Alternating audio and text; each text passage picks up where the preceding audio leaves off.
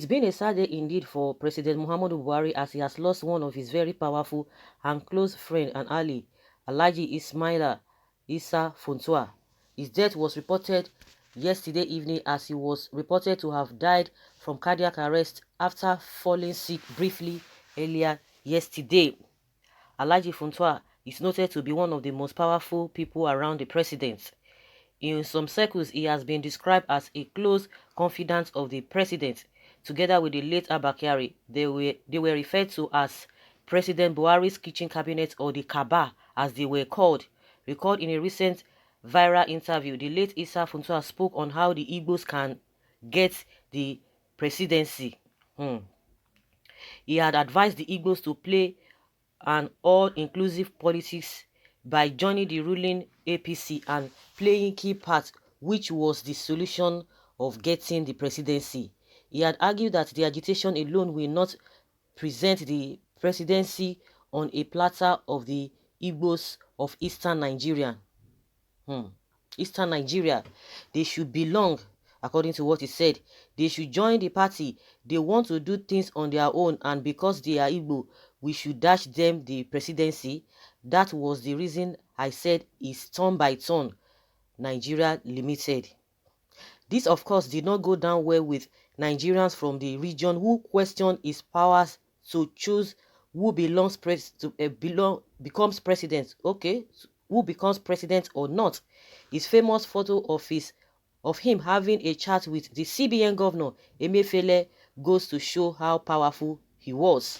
Alhaji Funtua is the owner of the largest wholly owned indigenous construction company, Bullet Construction Company, which is in charge of most of the major constructions in Abuja. A journalist is also the founding managing director of Democrat newspaper and served as president of the Newspaper Proprietors Association of Nigeria for 8 years. He is also Muhammad Buhari's in-law, as his son is married to Buhari's daughter. He's also Buhari's in-law, and his son is married to Buhari's daughter. Like, seriously? So guys, this life, that is just the way this life is, and majority of them, they don't even learn. Most of these leaders, they don't even learn. They just believe that, when they get to that bridge, they will cross it. Invariably, he never knew that this could happen. Of course, we are not hearing whether he died of COVID, just brief illness and cardiac arrest. All the things he has worked for, nothing is going to go with him. None of those things will go with him. He was one of the Cabal. It was one of the Cabal, powerful one. When this issue of a Abakari replacement came up after Abakari passed away, they were saying, oh, it could be the one that will be appointed, maybe he will be appointed as the what is it called, the chief of staff. And he came out and said, no, that is too big for that. How can they be thinking of such position to him, that himself, was too big for that kind of position and all of that. And again, when the recent statement he made, okay, I think that statement was made before this Igbo presidency or not, that is just life for them. But one thing with all these people who are greedy, I'm talking generally, those politicians that are greedy, those who call themselves leaders, they don't even think of tomorrow. They just believe that, I don't know whether they believe that there's something that they are hoping on, or they are depending on, that means they are going to stay forever. And they never envisage. One thing about this life, you can't even envisage when it will happen. That's why everybody needs to be careful. Treat others well, do the right thing. I'm talking generally, I'm not even talking about him, but only one thing I know is that he was one of the Cabals. There's no doubt about it. When I even heard it yesterday, I was just like, could it be true? Is it the same man? The same man or what?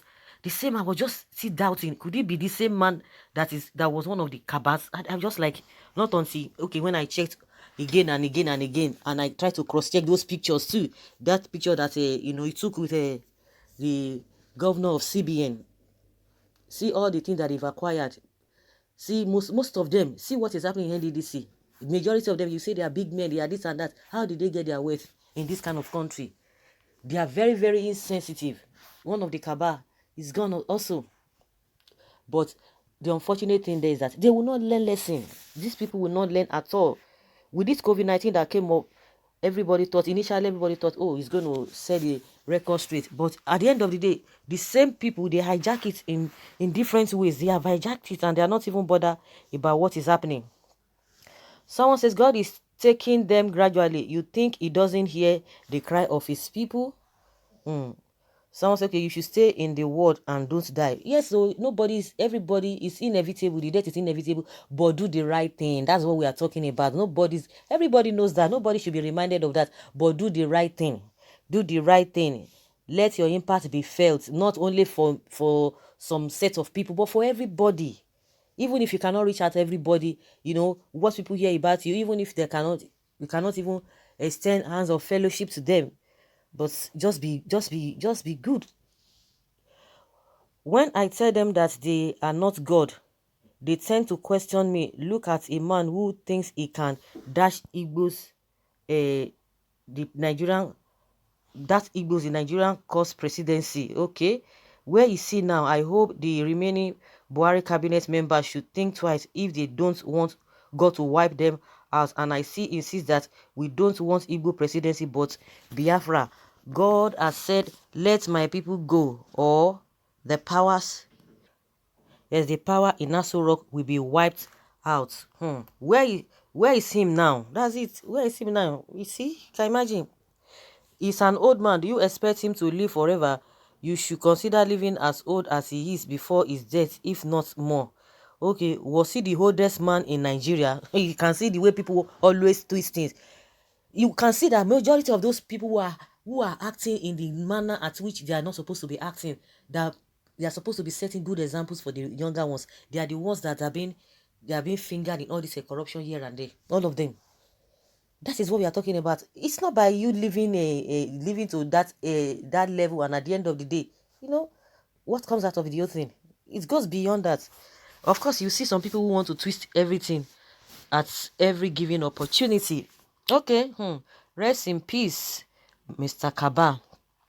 What is Zara still waiting for? I beg, join Kiari and Funtua. You are the next in line. Okay, no, nobody's praying for anybody to die. Let them do the right thing. Let them live to a good old age. Let their heart desire, for good be accomplished. Nobody is wishing anybody, death. Okay, indeed, Nigeria government is now a family business. God have mercy, and we must resist it. Now, one by one, Nai Bangate the four comot from the bunch. Make it go give presidency to the spirit world. Okay, before the end of this year, no one of this cabal will be existing. Nigeria can now go their separate ways. One by one, they will all be finished. As that with that, okay, of course, this one's not supposed to be saying that here. Okay. Someone says here, God hears the cry of the masses and he fights for them. I think that is it. Issa, Igbos can't be president because your man is on seat and your power mongers had planned to shortchange the South through rigging, hijacking APC party structure that is putting in a northern governor as chairman, which is an odd abnormality, rubbishing Tinubu and gang, or instigating a northern leadership mass decamp to PDP if need be. But you see, say now only God they determine the future. Igbo should belong my foot. I don't know why they just believe that everybody must bow to anybody. There should be one party system. Everybody should just face one direction. It will never happen. It will never happen. Because if you think that, okay, this presidency, or that was why the president even made president himself as soon as he came on board in 2015, thinking that everybody must go through or must follow his way, everybody must vote for him, and those who do not vote for you, you term them as enemy. It doesn't work that way. It doesn't work that way. Of course, you didn't join. Nobody told you to join PDP. Just a kind of digression. Nobody told Buhari to join PDP before he could win. He didn't join them. So why would you expect people to join you? And what makes you think that APC will still be there forever? They can't be there. If PDP could not be there forever, even after they are boasting, then what makes you think that APC will be there forever? That is what they don't know. I don't know what comes over them. Even those who are at old age at their old age, they don't even know that this life is nothing. If you are talking about younger ones who are, okay, they are still growing, but those who have grown, you think life is just like that. Once they get to that power, they become demigod, they become something else. They become something else. I'm sure some people very soon now, we are going to be hearing that this primate Ayodele, this prophet, you know, he said, he has been saying, oh, some people would die. People always say, oh, this man, why is he talking like this? He does not see anything good. It's all about politics and those who are going to die. Of course, by this one again, oh, they will say, yes, he has said this. They're a powerful person. And nobody envisaged that. So guys, let's hear your opinion concerning this. It's a very surprising thing. It's a very, very surprising thing. Not that he was sick for a very long time. Leave your comments below and let's have your take.